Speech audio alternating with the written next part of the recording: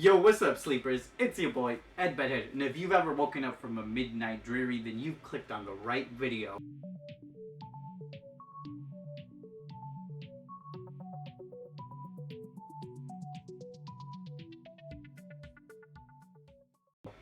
Now, before this video begins, if you're new, make sure to subscribe to the channel, leave a like button, and comment down below what you'd like me to review next. So today I will be reviewing the Edgar Allan Poe Funko Pop, as well as some of the short stories and poems he's written. Now this video shall be delayed nevermore. Alright, so I found this Edgar Allan Poe as a surprise on a trip to Indiana in a bookstore called Books A Million. Now I'm from Michigan, so we don't really have those shops here, but as soon as I saw it, I knew I had to pick it up because he's one of my favorite authors of all time. For those of you who don't know, Books A Million is kind of like a Barnes & Noble, but it's like a regional thing, I guess. Now, this Funko is among one of my favorite Funkos I've collected so far. It's like my own Annabelle Lee. It's a really nice figure. So, obviously, one of the first things I noticed right away is that little mustache on this Funko. I just found it so adorable. You don't see too many characters with mustaches, especially on Funko figures, so I thought that was a really cute touch.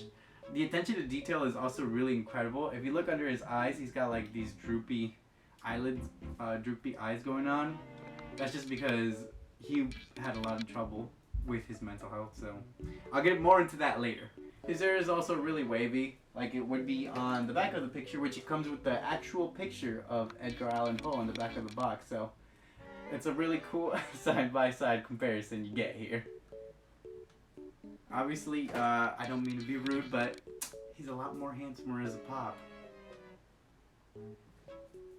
Now, there is a version where Edgar is holding a skull instead of a book, but the only version I could find was the book one, so maybe the skull one is a chase, but I'll be on the lookout for that one. My girlfriend told me it's no, so it's just a common that I can't seem to find here. It's not a common. It's an exclusive. Okay. You have the convention one, then there's an exclusive to a store. I don't know which store it is though. Okay. So it's some store. We'll probably throw a picture up on the screen. So actually there's 3 different Edgar figures. 2 of them come from Books A Million. There's this one with the shared Comic-Con sticker, and then there's also an exclusive to Books A Million that has the raven on his arm, like the poem. And then there's the common figure, that's just the regular one that you can find pretty much anywhere. Alright, so this is the first Icons Pop that I've ever purchased, so I'm really glad that I chose it to be this one because obviously, like I've been saying this whole time, it's one of my favorite authors, so I'll get more into detail on his work in a second here. So, I became interested in Edgar's work, and I first found out about it at an earlier age because I was really interested in classical horror, mainly classical horror literature. So I would read books such as like Frankenstein and The Invisible Man and things along that line. And it wasn't until a little later that I actually stumbled upon one of Edgar's work, and I've been very captivated ever since. Now, I don't blame you for those students who went through high school and actually learned about Edgar in their 9th grade literature class, because it was probably very boring to you and you didn't really care or pay attention to it. But there is so much good work that he has done that you should really check out.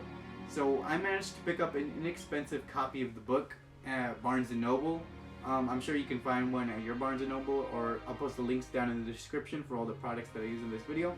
I don't have the copy of the book with me anymore. I've been meaning to pick up a new one. Since he has written so much content, like so many short stories and so much poetry, I'm just going to focus on a few of the main ones that people really know him for. That way, I'm not lecturing you guys for like an hour. So right off the bat, The Raven is his most popular piece of work. And he actually got to see that become famous, which few authors and artists ever do get to see back in their times, get to see their things become actually famous in their lifetime. And it is for good reason. It's a good piece of poetry. So the whole poem kind of revolves around this man who's being haunted by a raven, who, the raven, the only word it ever says, it's nevermore. And really, it's more of a journey about the man kind of coping with the loss of the love of his life. And he's being haunted by the thought that he'll never be able to join her again, even in the afterlife, there won't be any chance for them to be reunited ever again. And he's haunted by her thought, seeing her kind of in the hallways or in his painting in his room. And it's just a really tragic piece of work that's very well written and it's very moving. So obviously with the popularity of this poetry, it has even found its way to media up to this point today. There is a really nice YouTube video which I will post down in the description that reenacts this piece of poetry very well.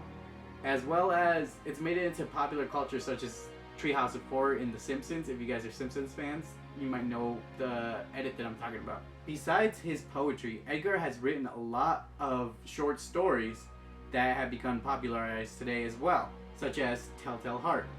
So this follows a more creepier story about a man who is kind of annoyed with his roommate, I'll call him, and to the point where he thinks about killing him in his sleep. And so one night he actually works up the courage to do so, and things don't go exactly as he plans, because later on the police come knocking on his door, and maybe it's not for the reason he thinks he is, but he invites them over for tea over the corpse of the man he just killed, and things take a much more sinister turn after that, if you can believe it. So obviously that sort of thing is really creepy, but short stories such as that really laid the foundation for horror today and horror media in general. These things were kind of very controversial for their time, and today we wouldn't think too much of it in terms of a horror movie because we've just kept escalating and building on top of things such as that. So I highly recommend you check out his work. However, as much praise as I've been giving his piece of work, I can't exactly praise the man himself.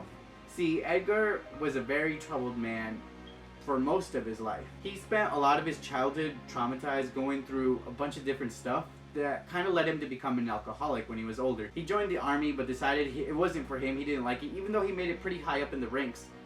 And he decided to pursue his career as an author and a poet. And like I did mention before, he did publish his work of The Raven during his lifetime, but that was his only successful piece of work in his lifetime. He did make a lot of money off of it, but it was quickly all spent, and he spent the rest of his days being broke. In fact, he decided he would try to swoon widows to try and get hold of some of their wealth. However, without much success. And to add to that, he was married. It gets worse. He was married to his cousin, who was really young.